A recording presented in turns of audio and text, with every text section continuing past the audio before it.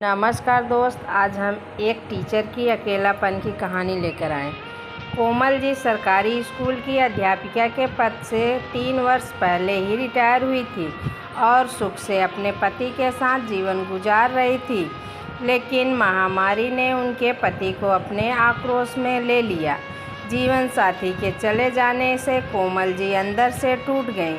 फिर बेटा बहू के कहने पर उनके साथ मुंबई में आ गई। उनका जीवन एकदम बदल सा गया। पति का साथ तो छूट ही चुका था, लेकिन साथ साथ उनकी 40 वर्ष की बसी बसाई गृहस्थी भी छूट गई और छूट गया वह आस पास पड़ोस भी, जो हर सुख दुख के साथ रहता था। महानगर में पार्क के बेंच पर चुपचाप उदास भाव में बैठी कोमल जी विचारों में खोसी गई थी।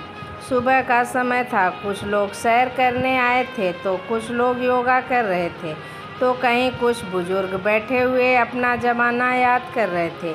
लेकिन कोमल जी अपनी ही दुनिया में विचार रही थी। तभी अचानक एक आवाज़ ने उनकी तंद्रता भंग की। मुस्कुराते रहिए, ज़िंदगी बहुत खूबसूरत है। कोमल जी ने देखा कि लगभग 65 से 70 वर्ष के एक बुजुर्ग आदमी पास वाली बेंच पर बैठे हुए थे। उनकी ओर देखकर मुस्कुरा रहे थे। ना चाहते हुए भी कोमल जी बदले में मुस्कुराने लगी। इस अनजान शहर में पहली बार किसी ने उनसे बात की थी। बोतल से पानी पीते हुए वह बुजुर्ग व्यक्ति बोले, मेरा नाम मदन लाल है, मैं यहीं पास वाली बिल्डिंग में रहता हूँ। आप बहुत परेशान जान पड़ती हैं। पिछली बातों को भूल आगे बढ़िए, चलने का नाम ही जिंदगी है। ऐसा कहते हुए वह बुजुर्ग व्यक्ति फिर से सैर करने चले गए और कोमल जी उनके जाने के बाद मन ही मन बोली, जिनकी ज़िंदगी में दुख ही ना हो तो उन्हें ज़िंदगी खूबसूरत ही लगेगी। ज्ञान तो सब देते हैं, लेकिन हमारे साथ क्या बीत रही है यह तो हम ही जाने। अब कोमल जी हर रोज़ पार्क आने लगी और लगभग हर रोज़ ही मदन लाल जी से नमस्ते राम राम हो जाती। एक दिन मदन लाल जी ने पूछा कि क्या आप कहीं बाहर से आई हैं? तो कोमल जी बोली, दरअसल पहले मैं कानपुर में रहती थी। बेटा बहू नौकरी करते हैं ना, लेकिन महामारी के कारण मेरे पोते के स्कूल बंद हैं, इसलिए उनकी देखभाल के लिए बेटा बहू मुझे यहाँ ले आए। पति के देहांत के बाद मैं कानपुर में बिल्कुल अकेली हो गई थी। मेरी बेटी का ससुराल भी यहाँ मुंबई में ही है। कभी कभार बेटी से भी मिलना हो जाया, ये सोचकर यहीं चली आई। फिर मदन लाल जी बोले, मुंबई शहर में आपका स्वागत है। चलिए आपको दूसरे हम उम्र लोग से भी मिलाता हूँ। दरअसल यहाँ पार्क में बुजुर्ग लोग का एक ग्रुप बना है, जहाँ हम सब लोग एक दूसरे के सुख दुख में शामिल होते हैं, हंसते बिताते हैं। कभी भजन गाते हैं तो कभी पुराने गाने भी गुनगुना लेते हैं। कभी जन्मदिन मनाते हैं तो कभी त्यौहार। उनकी बातें सुनकर कोमल जी को खुशी हुई और उन्होंने ग्रुप में शामिल होने की इच्छा जताई। तो मदन लाल जी ने उन्हें ग्रुप के अन्य सदस्यों से मिलाया और उस ग्रुप में शामिल कर लिया। उस ग्रुप के अधिकतर लोग अपना जीवन साथी खो चुके थे। किसी को कोई बीमारी थी तो किसी को कोई। लेकिन कोमल जी यह देखकर हैरान थी कि सभी लोग जिंदा दिल थे और ऊर्जा से भरपूर जीवन जी रहे थे। उन लोगों से मिलकर कोमल जी की उदासी कहीं दूर चली गई। हर रोज़ सुबह और शाम को वह सब लोगों के साथ अपना समय बिताने लगी। अक्सर कोमल जी अपनी बेटी को फ़ोन करके पार्क में आने वाले बुजुर्गों के बारे में बातें किया करती थी। माँ के हम उम्र के साथ मेलजोल की बात सुनकर उनकी बेटी को बहुत खुशी हुई। एक दिन कोमल जी ने नोटिस किया कि पार्क में आने वाले सभी बुजुर्ग उनसे बड़े थे, परंतु सब लोग चुस्त दुरुस्त थे और अपने आप को अप टू डेट रखते थे। जब घर आकर उन्होंने अपना चेहरा आईने में देखा तो उन्हें लगा कि समय से पहले ही उन्होंने अपने आप को बूढ़ा बना लिया है।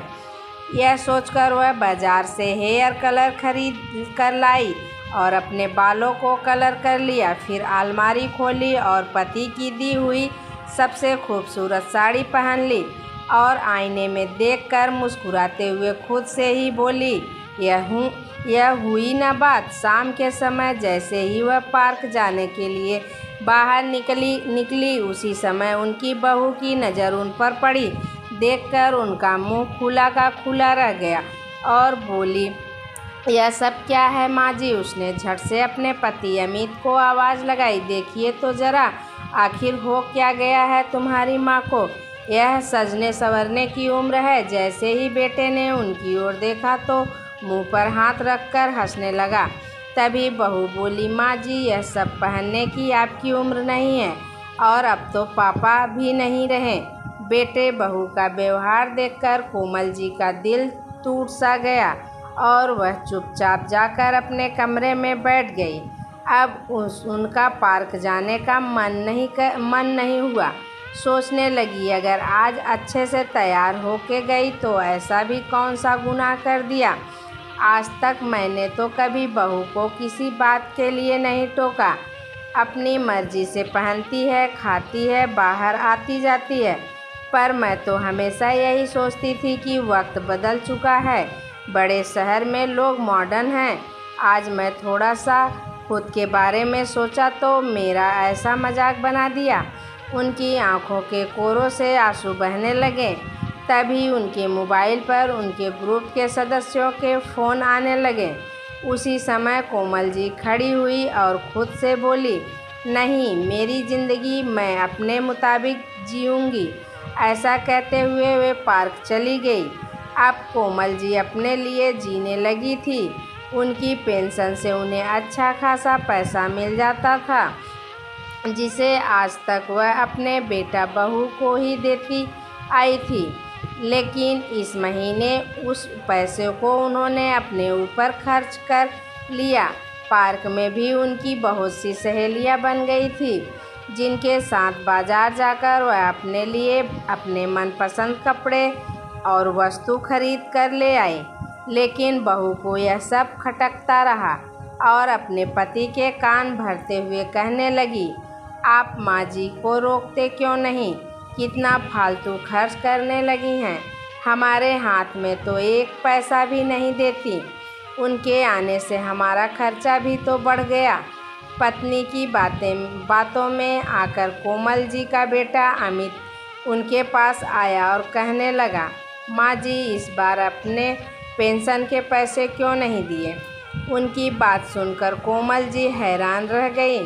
तभी उनकी बहू बोली, अरे, इस उम्र में इतनी फिजूल खर्ची क्या अच्छी बात है। पार्क क्या जाने लगी, आप तो आज़ाद पंछी की तरह हो गई। उसी समय कोमल जी बोली, बहू, मैं तुम लोगों को पूरी आज़ादी दी है।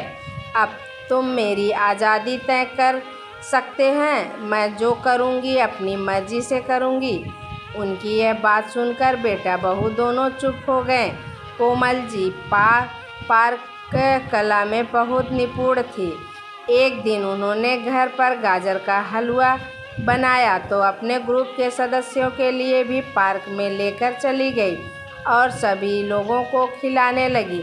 लेकिन मदन जी ने लेने से मना कर दिया। तो कोमल जी ने पूछा, क्या आपको गाजर का हलवा पसंद नहीं है। तो मदन जी ने बोले, गाजर का हलवा तो मुझे बहुत पसंद है, लेकिन मुझे डायबिटीज़ है और ब्लड प्रेशर की परेशानी, इसलिए मैं बाहर का मीठा गाजर का हलवा नहीं खा सकता हूँ और घर पर बनाना मुझे आता नहीं, इसलिए मैं गाजर का हलवा खाना ही छोड़ दिया। फिर कोमल जी बोली, तो क्या आपके घर पर कोई नहीं है। इस पर मदन लाल जी ने कुछ नहीं बोल पाए। आँखों से दो आंसू निकलकर उनके गालों पर आ गए और चुपचाप घर की ओर चल गए। 2 दिन बीत चुके थे लेकिन मदन लाल जी पार्क में नहीं आए थे। ग्रुप के सदस्यों से पूछा तो पता चला कि वह फ़ोन पर भी नहीं उठा रहे हैं। कोमल जी को मन ही मन उनकी चिंता सता रही थी। बार बार उनका हंसता मुस्कुराता चेहरा उनके सामने आ रहा था। जैसे ही घर वाले के लिए वह पार्क से निकली तो उनके कदम स्वतः ही मदन लाल जी के घर की ओर मुड़ गए। गार्ड से उनके फ्लैट का नंबर पूछा तो उनके दरवाजे पर जाकर बेल बजाई। मदन लाल जी ने लड़खड़ाते कदमों से चलकर दरवाज़ा खोला। जैसे ही उन्होंने दरवाजे पर खड़ी कोमल जी को देखा तो वे चौंक गए और फिर उन्होंने अंदर बुलाया। उनकी ऐसी हालत देखकर कोमल जी हैरान रह गई और बोली, आपकी तबीयत इतनी ख़राब है लेकिन घर पर आपकी देखभाल के लिए कोई नहीं है? तो मदन लाल जी बोले, दरअसल मैं अकेले ही रहता हूँ। यह बात सुनकर कोमल जी को बड़ी बेचैनी हुई कि इतना जिंदा दिल इंसान और बिल्कुल अकेला, और वह जब बीमारी की हालत में है तो उनकी देखभाल करने वाला भी कोई नहीं है। फिर कोमल जी ने ग्रुप के अन्य सदस्यों को फ़ोन करके बुलाया। मदन जी ने बहुत मना किया लेकिन कोमल जी बोली, क्या बात कर रहे हैं आप? जिस व्यक्ति ने मुझे जीना सिखाया उसे मैं अकेले कैसे छोड़ सकती हूँ? थोड़ी ही देर में उनकी मदद से कोमल जी की मदन लाल जी को डॉक्टर के पास ले गईं। दवाइयाँ देते हुए डॉक्टर ने अच्छी खुराक और समय पर दवाई लेने की हिदायत दी, लेकिन उनके खाने पीने की समस्या थी। कोमल जी सहित ग्रुप की 2 अन्य महिला सदस्यों ने उनके घर पर 3 वक्त का खाना बनाकर भेजने की जिम्मेदारी ले ली। समय समय पर कोमल जी उन्हें दवाई लेने की हिदायत देती रहती थी। कुछ ही दिनों में मदन लाल जी बिल्कुल ठीक हो गए और वापस पार्क में आने लगे। एक दिन कोमल जी ने उनसे पूछ ही बैठी कि क्या आपका इस दुनिया में कोई नहीं है? आज कोमल जी की बात को मदन लाल जी टाल नहीं पाए और अपने अतीत के पन्ने एक एक करके पलटने लगे और मुस्कुराते हुए बोले, वह भी क्या दिन थे जब मैं अपनी पत्नी को ब्याह कर लाया था। कितने हसीन सपने सजाए थे हम लोग ने। पता है कोमल जी, शादी के 10 साल तक हमारा कोई बच्चा नहीं हुआ था। काफ़ी समय तक डॉक्टरी इलाज करवाया तो उनके बाद खुशखबरी आई और हमारे बेटे का जन्म हुआ। अपने छोटे से परिवार में हम लोग बहुत खुश थे, लेकिन वह खुशियाँ शायद भगवान को मंजूर नहीं थी। अभी बेटा 5 साल का ही हुआ था कि एक दिन पता चला कि मेरी पत्नी को कैंसर है, और जब पता चला तब वह बहुत देर हो चुकी थी। मेरी जीवन संगिनी इस दुनिया को छोड़कर विदा हो गई, हमेशा के लिए। बोलते बोलते मदन लाल जी का गला रूंधने लगा। रिश्तेदारों ने दूसरी शादी करने की सलाह दी, लेकिन मैं अपने इकलौते बेटे को सौतेली माँ के हवाले नहीं करना चाहता था। माँ और बाप दोनों का प्यार मैंने अकेले ही उसे दिया, लेकिन किसी चीज़ की कमी नहीं आने दी।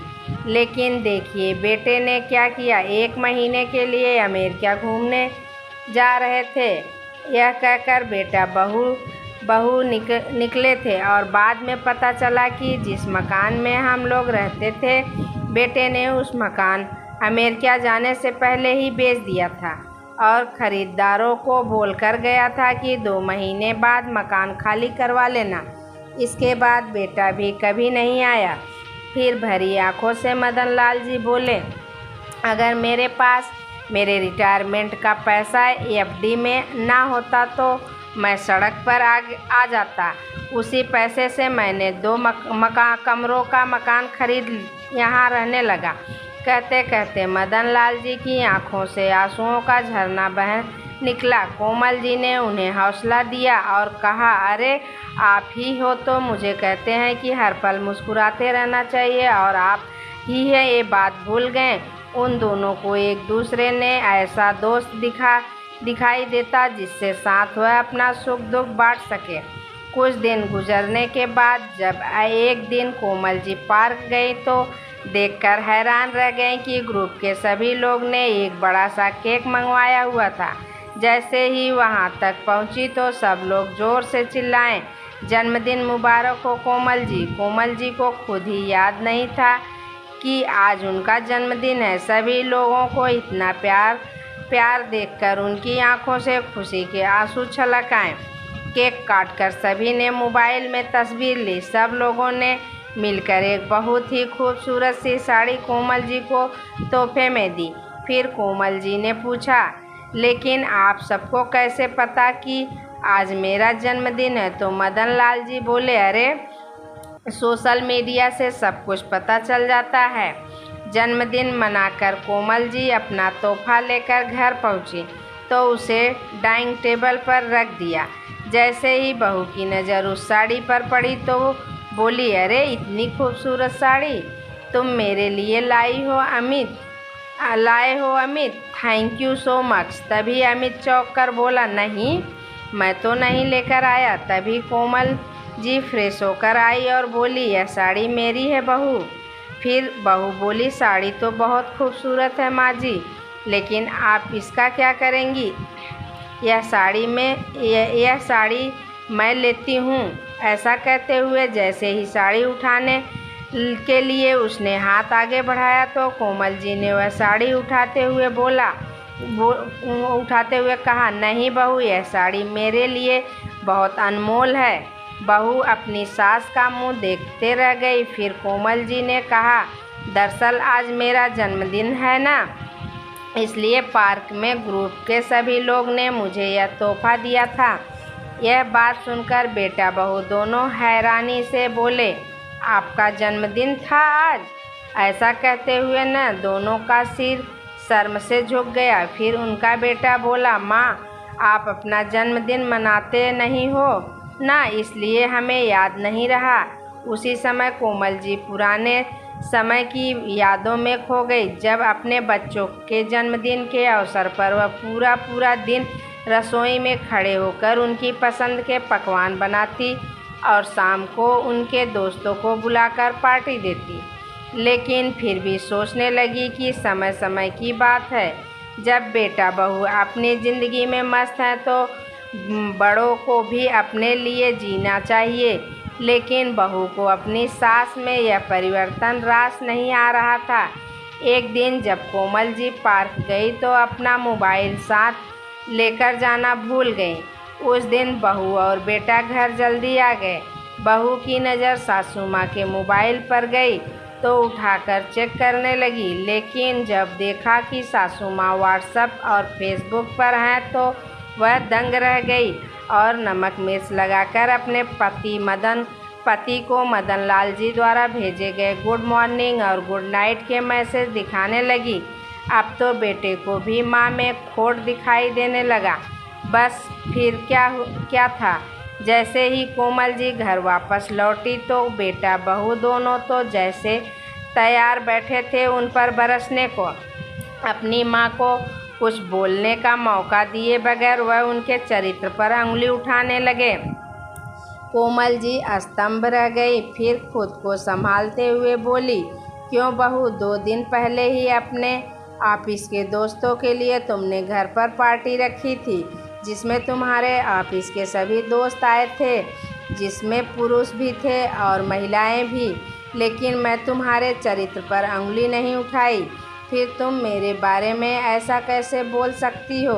कोमल जी के मुंह में से 2 टूके जवाब सुनकर उनकी बहू के पास शब्द ही नहीं बचे और पैर पकड़ती हुई अपने कमरे में चली गई। अगले दिन बेटा बहू के ऑफिस में जाने के बाद जैसे ही कोमल जी पोते के लिए खाना बनाने के लिए रसोई घर में गई तो फर्श पर पानी गिरा होने के कारण उनका पैर फिसल गया और वह धम से ज़मीन पर गिर पड़ी।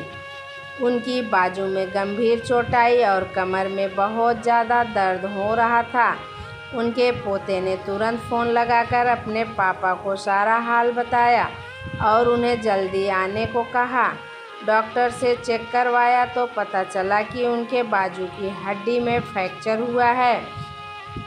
डॉक्टर ने बाजू पर प्लास्टर चढ़ाकर और दवाइयाँ देकर शाम तक उन्हें घर भेज दिया, लेकिन अब उनका पार्क जाना छूट गया। मदन लाल जी उन्हें फ़ोन करते या मैसेज करते तो वह किसी बात का जवाब नहीं देती, चुपचाप लेटे हुए आंसू बहाती रहती। काम वाली बाई खाना पकाकर रख जाती और बेटे बहू रोज़ाना अपने काम पर चले जाते। दोनों में से किसी ने भी एक दिन की छुट्टी लेना भी ज़रूरी नहीं समझा। कोमल जी को उठाने बैठाने में भी कष्ट होता था, लेकिन किसी को क्या फ़र्क पड़ता था। एक दिन ग्रुप के सारे बुजुर्ग सदस्य उनके घर पर आ गए। किसी के हाथ में फूल थे तो किसी के हाथ में गुड वाल कार्ड थे। कोई समोसे लेकर आया था तो कोई जलेबी। उन्हें देखकर बिस्तर पर पड़ी कोमल जी को ऐसा लगा जैसे उन्हें कोई अपना मिल गया हो। उनके चेहरे पे मुस्कुराहट बिखर गई। हंसी मजाक करते हुए सब ने स्वादिष्ट व्यंजनों का आनंद उठाया। हंसते बतियाते 1 घंटे बीत गए। अब कोमल जी को चिंता होने लगी थी, क्योंकि उनके बेटे और बहू के आने का वक्त हो रहा था।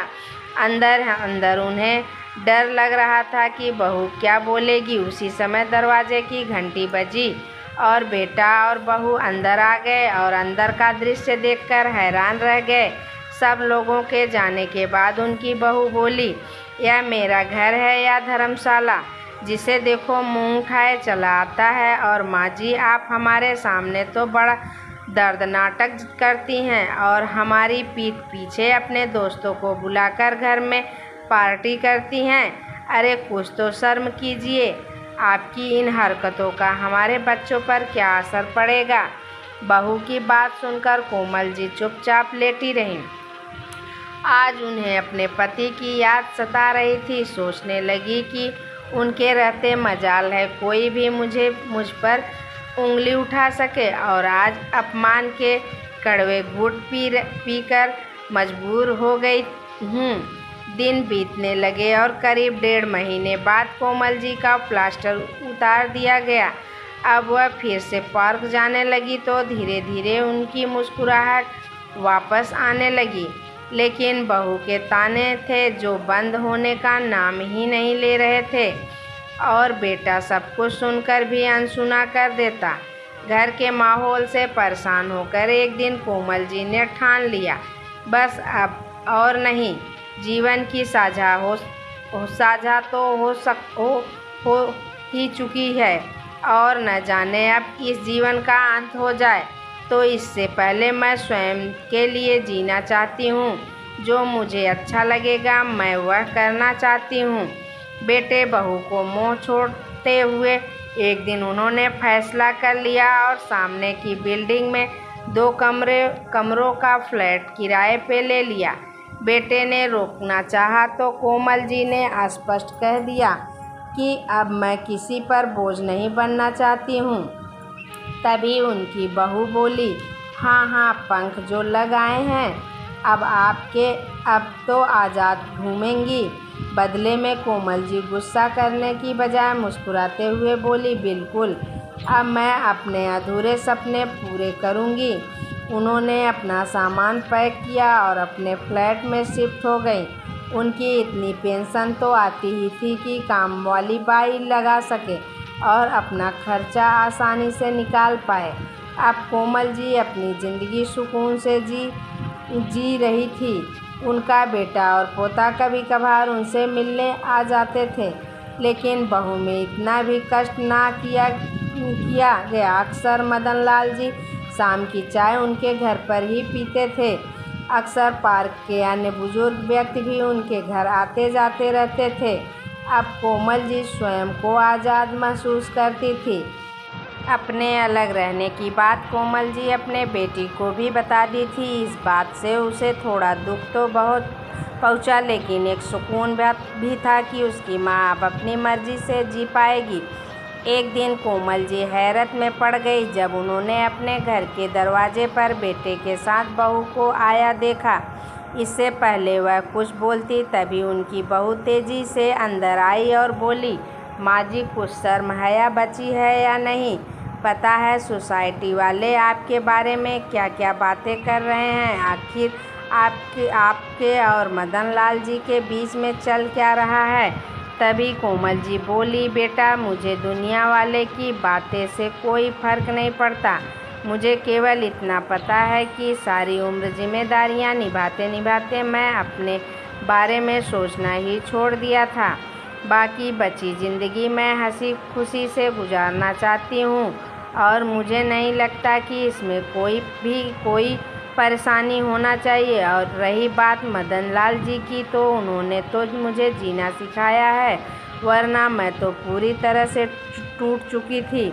तभी उनका बेटा बोला, लेकिन माँ, आप इस लोगों को जानती नहीं हैं। ऐसे लोग अपनापन दिखावा दूसरों को लूट ले जाते हैं। बेटा, मैं अपनी ये बाल धूप में सफ़ेद नहीं किए हैं, और वैसे भी जिसे अपनों ने ही लूटा हो उसे दूसरे क्या लूटेंगे? तुमने मेरे पास छोड़ा ही क्या है जो कोई लूट लेगा? उसी समय मदन लाल जी, जो दरवाजे के बाहर खड़े हुए सारी बातें सुन रहे थे, घर के अंदर आ गए और उन्होंने देखे कि कोमल जी के बेटा बहू का मुंह खुला का खुला रह गया। जैसे ही वे उठकर बाहर जाने लगे, उसी समय मदन लाल जी ने उसे कहा, बेटा, शर्म कोमल जी को नहीं बल्कि तुम जैसे लोगों को आनी चाहिए। किसी का चरित्र मंथन करने से पहले तुम लोग एक बार भी नहीं सोचते। तुम लोग जानना चाहते हो कि तुम्हारी माँ क्या करती है? जैसे ही मदन लाल जी ने कहा तो कोमल जी ने उन्हें चुप रहने का इशारा किया, परंतु वह रुकने वाले नहीं थे। बोले, पार्क में हर रोज़ सुबह और शाम को जब हम सब लोग बैठते हैं तो वही पास में ही सोसाइटी में काम करने वाली औरतों के बच्चे आवारा घूमते हैं। छोटी सी उम्र में वे गलत आदतों के शिकार हो रहे हैं। उन गरीब लोगों के पास इतना पैसा नहीं है कि वह अपने बच्चों को पढ़ा लिखा सके। तुम्हारी सासू माँ उन बच्चों को पढ़ाने का नेक काम करना चाहती है। वह एक स्कूल खुलवाना चाहती है ताकि जितने भी गरीब बच्चे शिक्षा से वंचित हैं उन्हें निःशुल्क शिक्षा प्रदान की जा सके। तुम्हारी माँ गरीबों की मदद करके अपने बुढ़ापे को सार्थक बनाना चाहती है। अक्सर हम लोग बैठकर इसी विषय में योजना बनाते हैं। हमारी एक NGO से भी बात चल रही है जो हमारे इस काम में मदद करेंगे। तुम्हारी माँ का बरसों पुराना सपना अब पूरा होने जा रहा है। लेकिन आज अपनी माँ के बारे में तुम लोगों के विचार सुनकर मुझे महसूस हो रहा है कि अच्छा ही हुआ कि मेरा बेटा मुझे पहले ही छोड़कर चला गया। हैरानी की बात है कि अपनी माँ के लिए बेटे बहू की ये सोच भी हो सकती है। क्या तुम अपने ऑफिस में किसी के साथ हंसते बोलते नहीं हो? जब तुम्हारी माँ ने तुम पर कोई अंकुश नहीं लगाया तो तुम कैसे? कोमल जी के बेटे बहू के पास इन बातों का कोई जवाब नहीं था। वह चुपचाप चले गए। आज मदन लाल जी गुस्से में थे तो कोमल जी बोली, चलिए छोड़िए इन बातों को, चाय बनाती हूँ, चाय पीजिए और अपना गुस्सा ठंडा कीजिए। उनकी यह बात सुनकर मदन लाल जी मुस्कुरा दिए और बोले, हमारी मेहनत रंग लाएगी। NGO की तरफ से हमें स्कूल शुरू करने के लिए पास में ही एक बिल्डिंग मिल गई है। कोमल जी यह बात सुनकर बहुत खुश हुई। जल्दी ही बिल्डिंग को स्कूल का रूप दे दिया गया। सभी पढ़े लिखे बुजुर्ग बच्चों को पढ़ाने का काम करने लगी। सब लोगों ने दिल खोलकर मदद की। शुरू में स्कूल में केवल 20 बच्चे आए, लेकिन धीरे धीरे उनकी संख्या बढ़ती गई। देखते ही देखते उनका यह स्कूल चर्चा का विषय बन गया। कोमल जी और उनके साथ काम करने वाले अन्य बुजुर्गों को भी जीने का एक मकसद मिल गया था। एक दिन कोमल जी की बेटी उनके पास कुछ दिनों के लिए आई। जब वो भाई भाभी से मिलने गई तो उन्होंने उसे मदन लाल जी के विषय में बताया। यह भी कहा कि उसे माँ को समझाना चाहिए, लेकिन उनकी बेटी को अपनी माँ में कोई बुराई नज़र नहीं आ रही थी, बल्कि उसने देखा कि उनकी माँ के चेहरे पर भी मुस्कुराहट आ गई। अपनी वृद्धावस्था को भी वह बड़ी खुशी से जी रही हैं और मदन लाल जी उनका पूरा सहयोग दे रहे हैं। उन दोनों की दोस्ती स्वार्थ से भरे हैं और इस दुनिया की समझ से भी अकेले बैठे हुए। यह सब सोचते सोचते कोमल जी की बेटी की नज़र पास रखे अखबार पर गई तो उनमें छपी एक खबर की उसका ध्यान अपनी ओर खिंचा। जब बुढ़ापे में बच्चे ही साथ छोड़ दे तो अकेली माँ या अकेला पिता कहाँ जाए।